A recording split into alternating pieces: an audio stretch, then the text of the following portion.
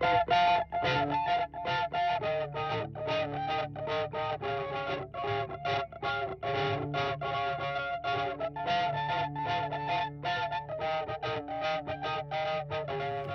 to Soundbite, the podcast where we talk to interesting people in the Maritimes about their stories and current issues. I'm Caitlin Dutt, one of your co-hosts. And I'm Tim Porter.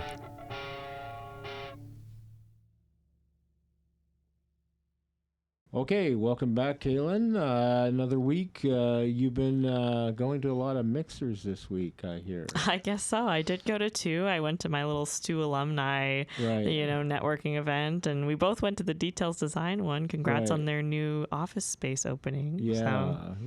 You've been meeting lots of people.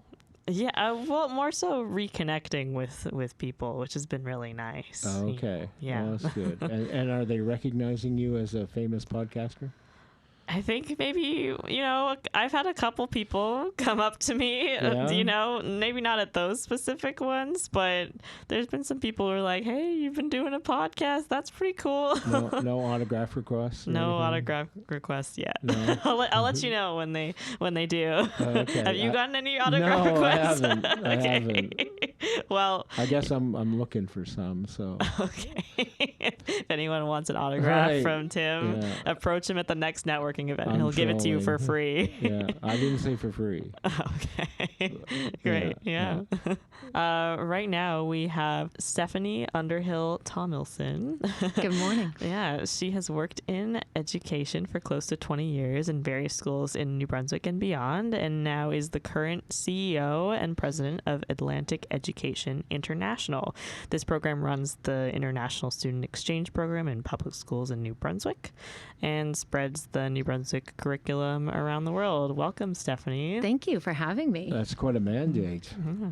There's a lot to it. Yeah. So you got students coming in, and you have students in other countries. We do. Yeah. So we've had over 600 students that'll be arriving this year. September was a very busy time, and of course January, February, when the second semester starts, we'll have another round of students. Wow. But we are just at airport runs, and the team basically sat at the airport for about 5 days, arriving, meeting kids and meeting their homestay families, and just going around the province and making sure everybody is in the place that they needed to be for school startup. We did have some that arrived on Monday and started school on Tuesday. And then we have our last little handful of folks still to come. Student visas, of course, have to be approved before they can arrive. So all of that is working out to be able to start the school year. This is mainly high school students?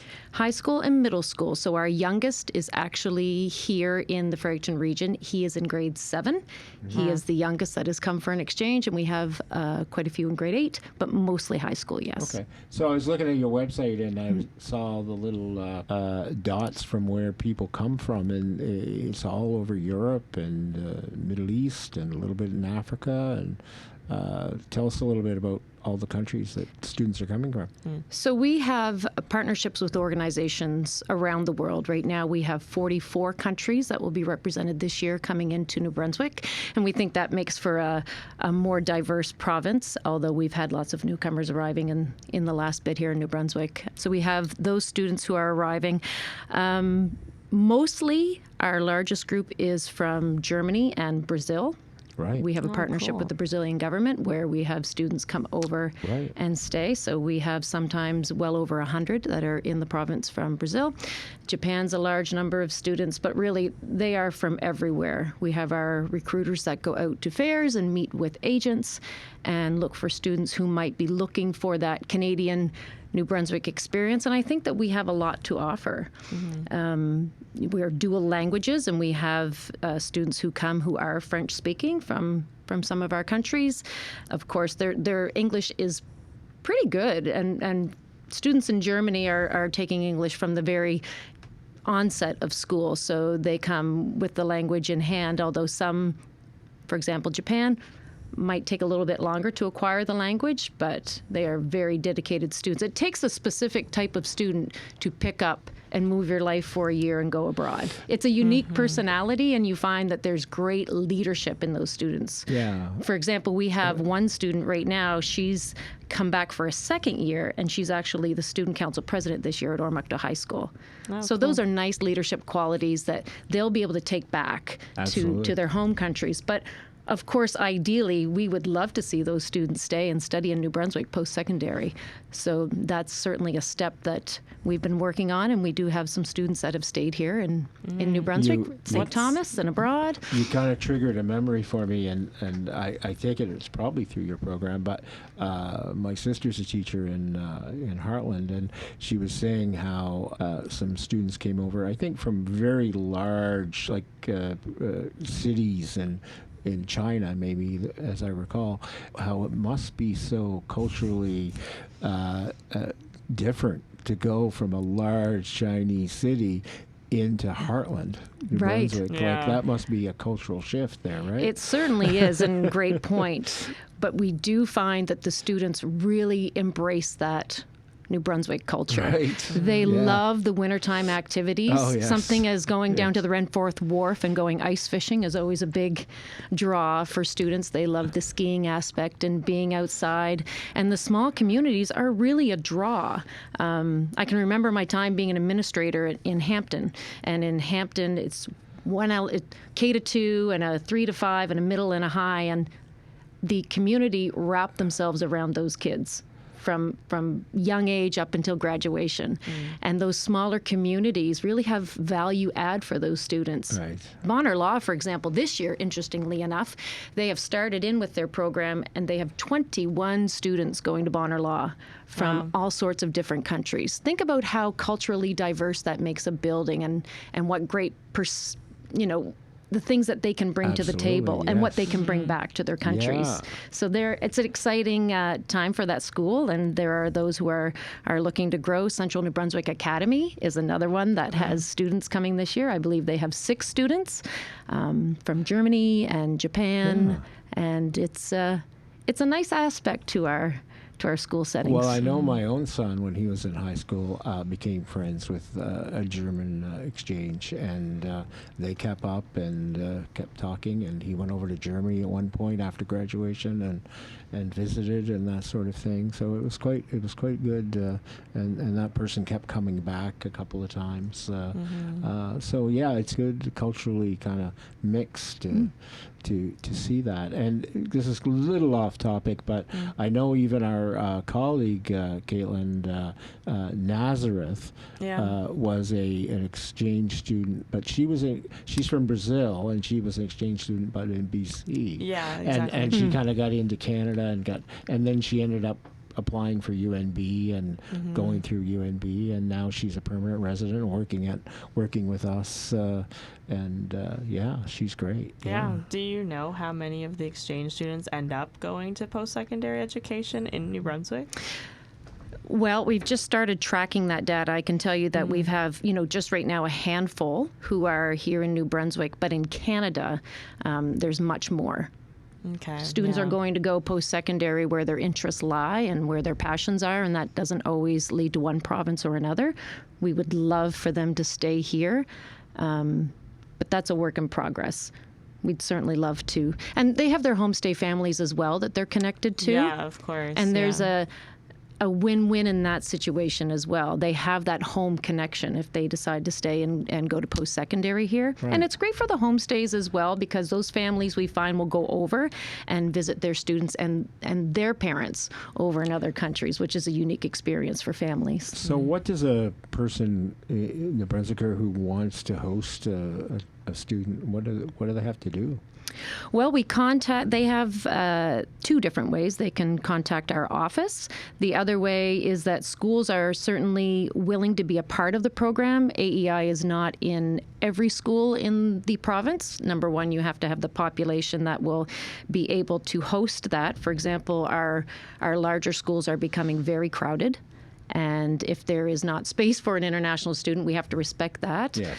The other issue is that we do need homestay families, and we can't bring a student over who doesn't have a connected family. So it's about the families being available and the school being nearby that's the fit. So our office works hard to make sure that students are in a school that is tailored to their interests. If they are a shy child and want that more quiet setting, we try to respect that. Right. And balance that with the numbers of families available right now who are able to host students. Yeah. Yeah. So it's always a juggling contest. So for that side of AEI, we have very capable staff who have been doing it for years and are very passionate. You have to have a heart for kids, and you have to have a passion for that to be able to be in that job. Right. It's not a job you can just wing, and we're very lucky that we have a group of people who have a real heart for kids and are really dedicated to our process. Okay. So like host families, do they often, do it again after they host their first exchange student? We do find that there are many families that return. And of course, there's a process as well, the criminal record check and making sure that the home check is there and everything is copacetic to move forward. We just really try to make that fit as best we can. And they will return, but with everything, it has a shelf life. And there are those who will host students for 10 years, or there may be families that host for 3 or 4, and then they have their own life changes, and they may decide to take a break, or they're at the point that they have more children and they choose not to accommodate. And then we have those who love it and find themselves taking 2 students in their home. It's a variety. It's a mixed bag, really, of our homestay families. Gotcha. So I know that's kind of the international exchange student program is one side of Atlantic Education International. The other side is, spreading the New Brunswick curriculum around the world. So that's right. In how many countries is the New Brunswick curriculum being taught at right now? Well, right now, if we go by schools, we are in 69 schools around the world, mostly in Brazil, a large number in Turkey and China, Mongolia, Bangladesh, Senegal,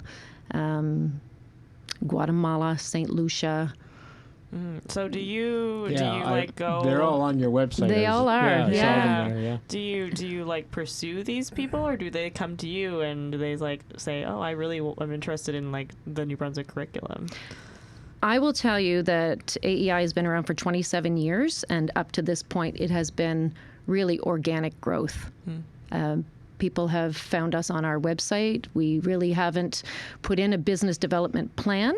That said, we have grown quickly, and we are in a time of change right now, and we do have our business development happening right now, and just seeing where the hot spots are right now for education so that we know where to put our efforts, and just trying to find the data behind that. 56% of the world's international schools are in Asia, so that is certainly our focus right now to see what areas are available. Just looking right now, I'm headed to Dubai, I believe, in November to go and see what's available over there. And it's about connecting with trade commissioners in the area and just seeing where we should put our efforts. Because you can't go everywhere, because if you go everywhere, that's not a plan. That's just shooting an arrow in the dark and hoping that it lands on the bullseye. So it has to be strategic, and that, of course, takes time and planning and advisement, and that's really where we are right now in the planning.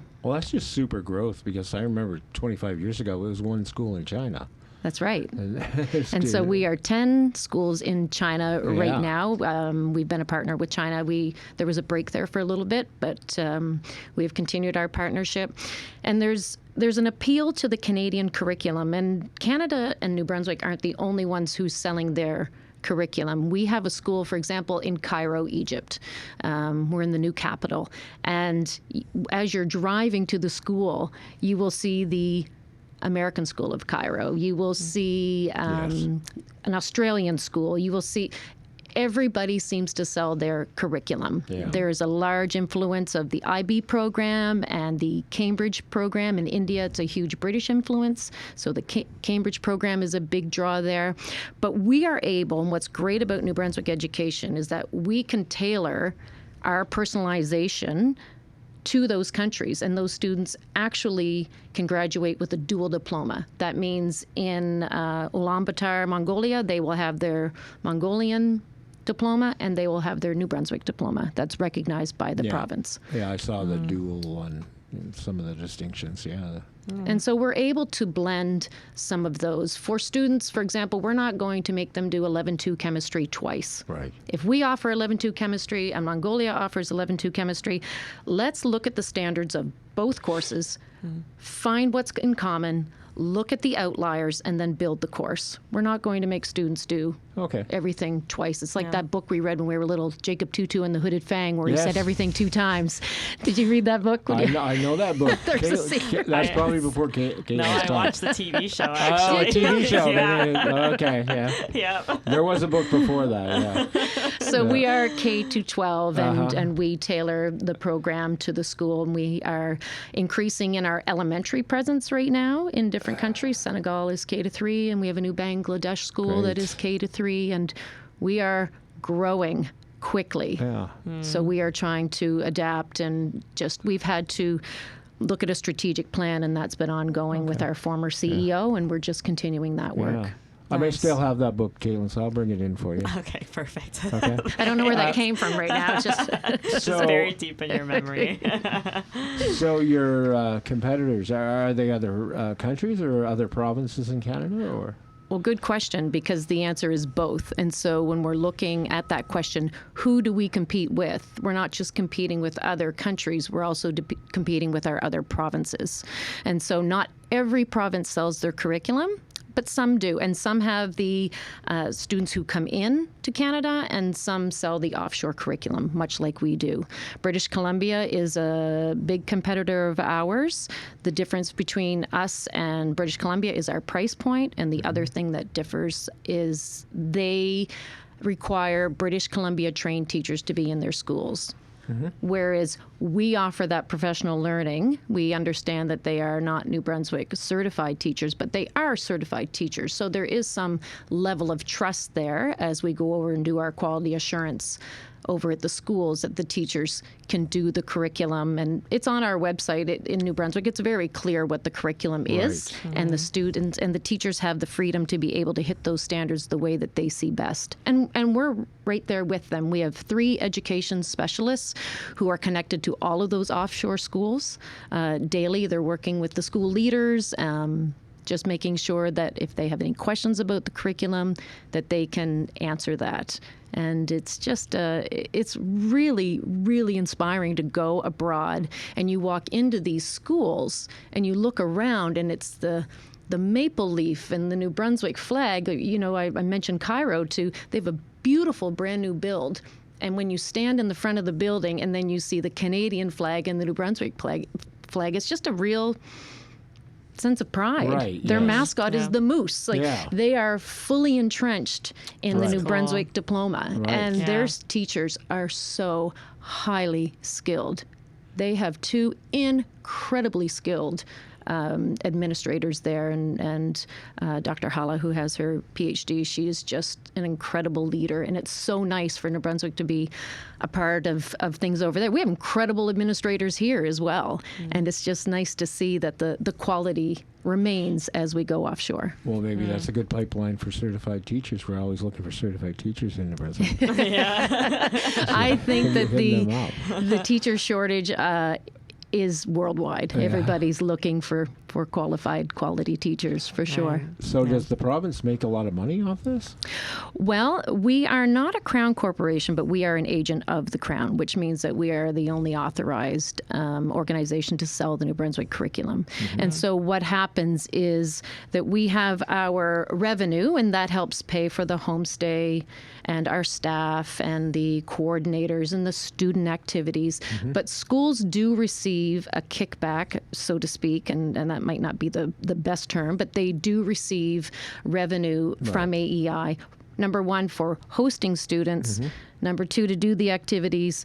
Number 3, there is a bulk that goes back to districts. And then in the end, what the profit is, that is where the board decides how and where that's going in education, whether it's a supplementary transfer to each of the districts.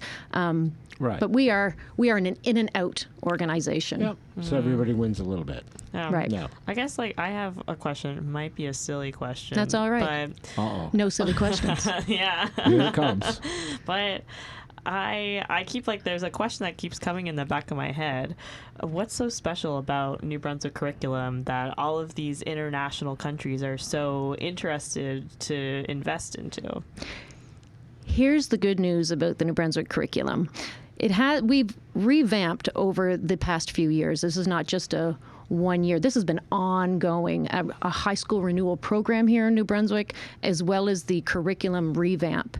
And we have a holistic framework here that countries are really hungry for, especially countries like India. They're one of the fastest growing middle class in the world. Sure. And once we've come out of the pandemic and as more middle class are able to afford those educations, they're really interested in having a wellness component to their students' education. And it is still a mindset shift. When the education specialists travel abroad, they will meet with parents and explain, just so that the principal's not standing there saying, look, students are up and moving and it's actually okay.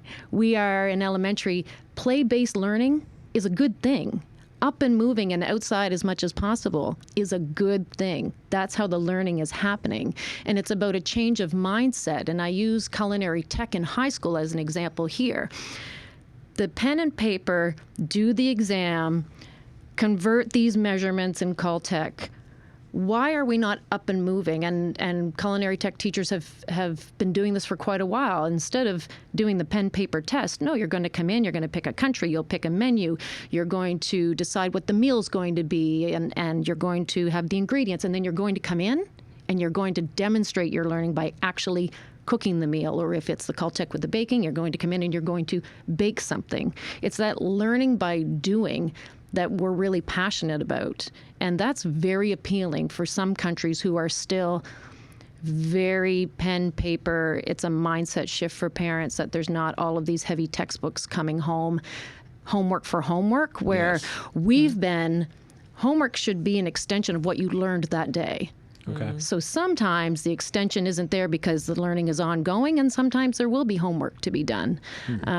That is a mindset shift still for parents, but they find it very attractive. Yeah. They want that wellness component. And we've put a big focus on that in our high schools. If you look at the 100 credit hours that students now need to achieve for graduation, they have to have, I think it's 5 wellness courses. And in those wellness courses, there are so many that students can choose. And schools like having that choice abroad. And we work with them to make sure that we find courses that, are respectful of cultural norms. In some countries, there are some hot spots in our curriculum that just may not go along with cultural norms, religious practices, whatever it might be in those countries. That's where the education specialists come in, and that's where they get to work. Yeah, interesting point. Do you remember those days, Caitlin? Did you carry around a lot of books? Oh, yeah. Yeah. You still had to carry a lot of books? Yeah, Of course, you did a great books course, but yeah, so you probably had to carry a lot of books in that. I mean, when I was in public education, I did Ontario, BC, and New Brunswick. So Right. I looked at all I had an experience of all 3 of those education sectors. So I do understand what you're saying with the New Brunswick curriculum. Ontario was very focused on textbooks and quizzes and tests. I remember doing a spelling test every week to have to study for, and probably a good maybe hour or 2 of homework every night. And then BC was a little bit they still had they did have some more outdoor kind of aspects, but I did find New Brunswick was very much focused on learning in the classroom and developing those relationships, and more looking at a holistic sort of well-being component. And so I could see that being a value to international students who are still very much arithmetic and and all of that. And it's the growing trend right now. So I've been attending any webinars that I can find, signing up for anyone who can tell me anything about developing international education abroad. And it's actually almost a hunger sport. Everybody is looking to sell their curriculum. And our competitors are, our two highest competitors are Ontario and BC. Those seem to be the other Canadian provinces that we are mostly finding in those other countries. But people are looking for the well-being of their child. They're also looking for more inclusionary approaches, because we are full inclusion here in New Brunswick. And so that differentiating of curriculum is very appealing to parents abroad. Yeah. You know, if my student doesn't understand it and get it this way, well, let's move to the left and try another way. And what do you do if they don't get it then? Well, we will recalibrate and try to find a path forward. Right. They're very interested in that. And for us, always having, universal accommodations for kids to try to see them at their best is very appealing right now. No, Okay. that's a great plug. End it off with a hard question. Hope I can answer. Don't forget, I've only been in this job 9 days. Well, there you go. Congrats. I mean, it feels hard to ignore the constant criticism of New Brunswick's literacy and numeracy rates. So I feel like I would be amiss if I didn't ask you this question. But is that ever a concern when you're trying to sell the New Brunswick curriculum, those literacy and numeracy rates that the province just keeps on missing? Yes and no. Because schools who are abroad aren't necessarily concerned with New Brunswick students. They are concerned with theirs. Okay. And New Brunswick teachers and our system have so many things coming at them that to keep the lids on all the pots, and this one's bubbling, move it to the back and bring this one to the forefront. It's a different game abroad when it is an independent school owner. There's an application to be accepted. There's, their own testing that they have and how they choose to bring their students into their school. Sometimes the barriers that the New Brunswick teachers face here are not the barriers abroad. Okay. Okay. Now, well, I like the inclusion point, but what about language as well? Interestingly enough, what's appealing to some of our schools is that we can offer our French and English. So our core French is what we focus on. There is a francophone side of AEI that is down at EECD that we're not connected with, but we do have our core French program, and they do incorporate that as well. Okay. Yeah. All right. Well, I think that's all the time that we have in the radio segment, but we'll see you in the next segment for our podcast listeners. Thanks, Stephanie. Thank you.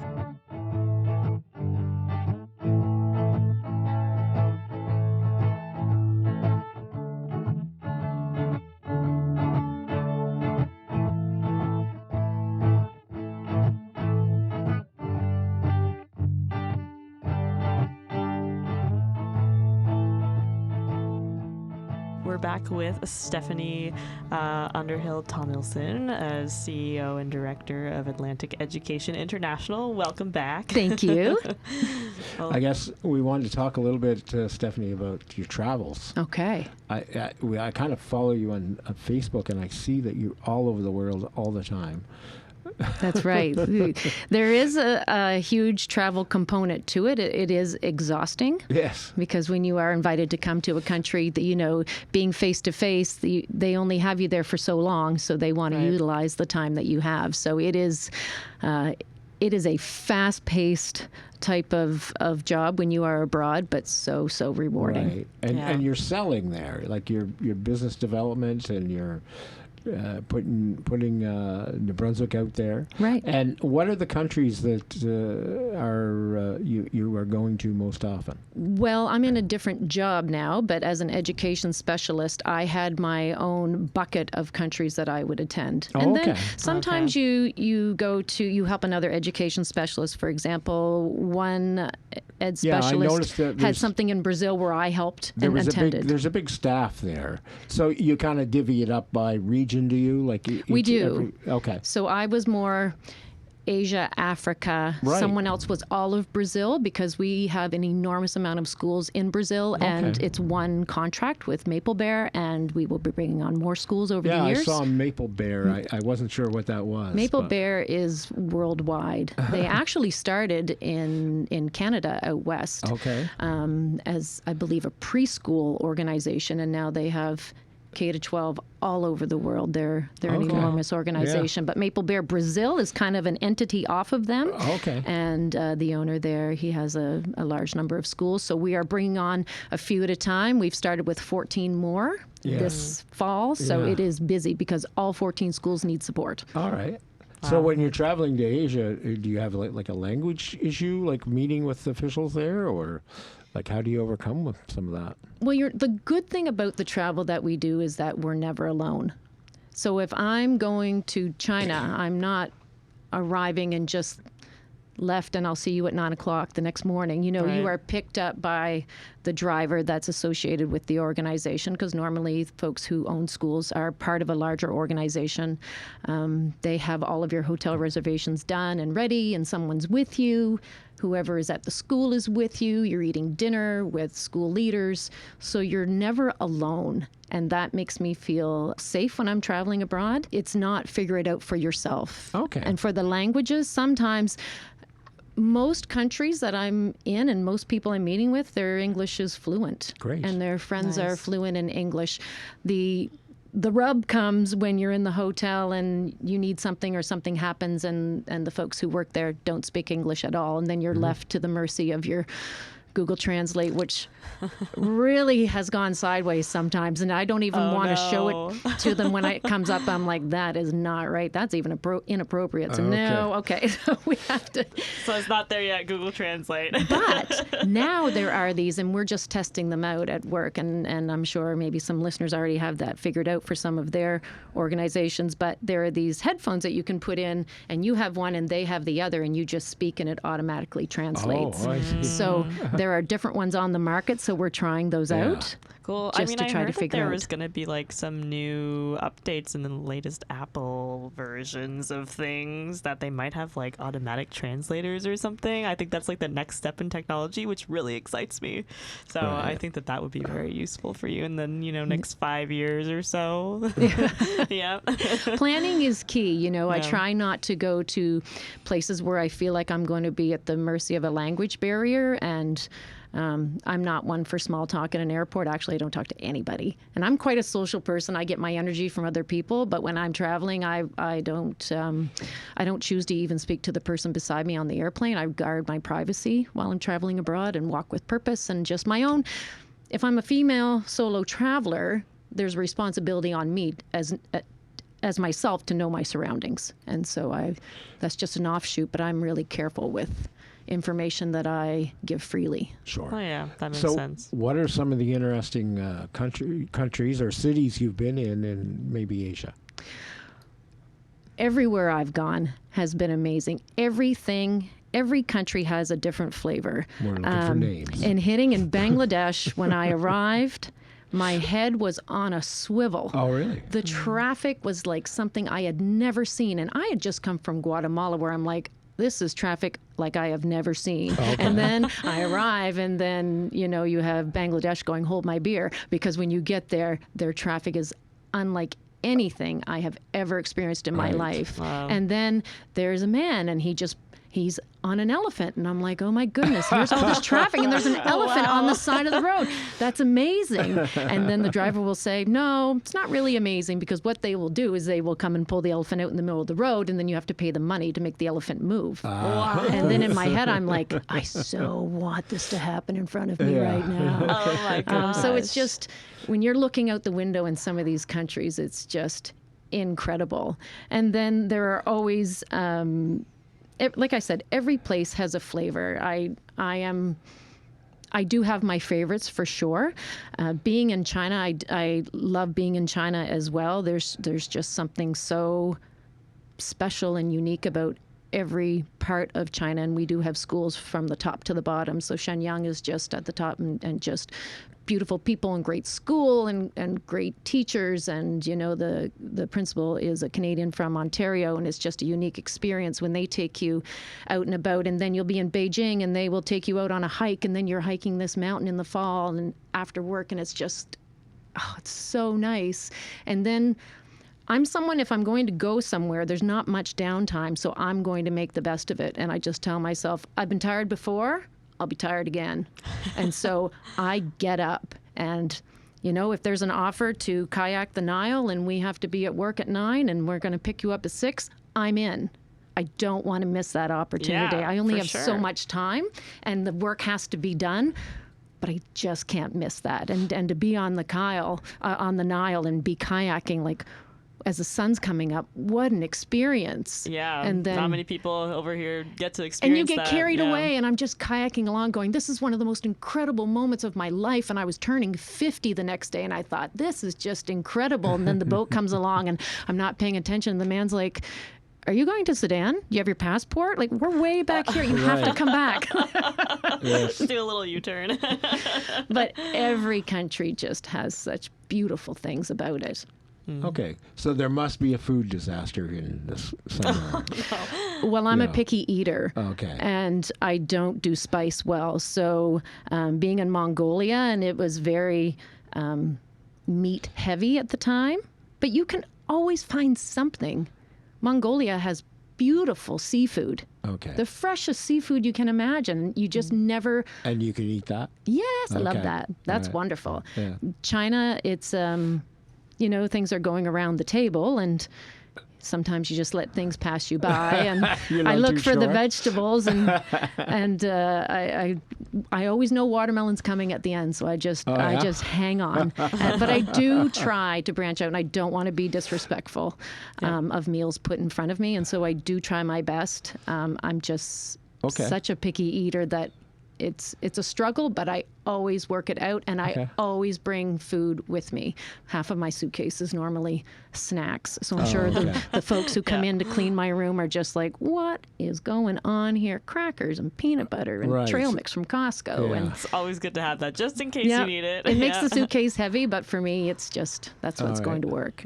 All right. So you've also traveled in the Middle East and Africa, perhaps? Been in Senegal, and actually Senegal's an interesting one because they're looking at branching out into other countries as well. They're looking at a school in Mauritania and Cote d'Ivoire, and so one owner can lead to other opportunities. Right. But I did go to Senegal, and a beautiful school, K to 3, now K to 5 or 6. It's growing quickly, but just such a unique experience, and you're always going to find that you're meeting someone connected to Canada. Right. And when I was in Senegal at the school, parents were registering their children, and so they said, oh, they're from Canada, you're from Canada, you should meet.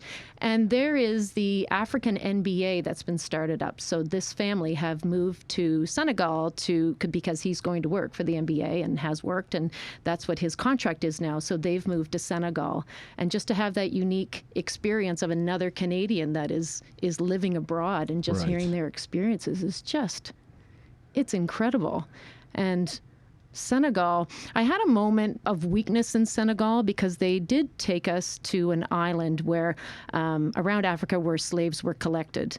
And then you did the tour and people were taking pictures, and it just felt awkward and off that I would take a picture of this. And then they had this door, and it said something like the door of the unknown, and this is where all of the slaves went and got on the ships not knowing where they were going.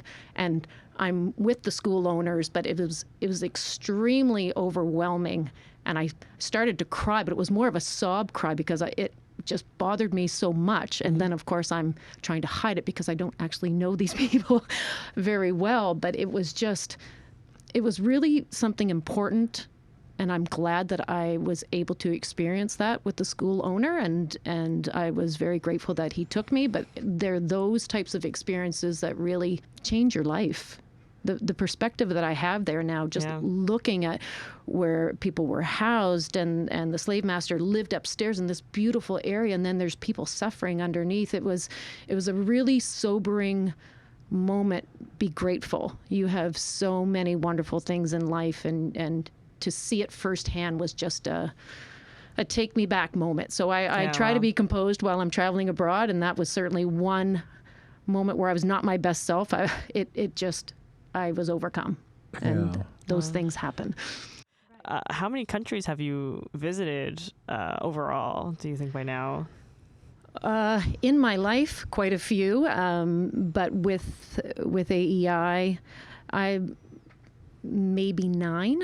Okay. And like I said, I do try to take advantage of, because I am a traveler at heart. If there is a layover more than 5 hours, I am going to leave the airport and have an adventure. So I had 5 hours in Paris. That was cutting it close, but I wanted to see the Eiffel Tower. So You gotta. hopped in the Uber, went, checked the box, walked around, came back, went back to the airport. Nice.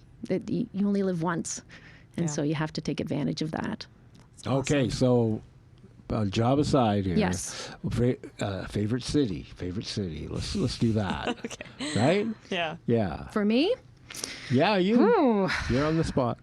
Cairo, Cairo. Shenzhen, China. Okay. Those Why?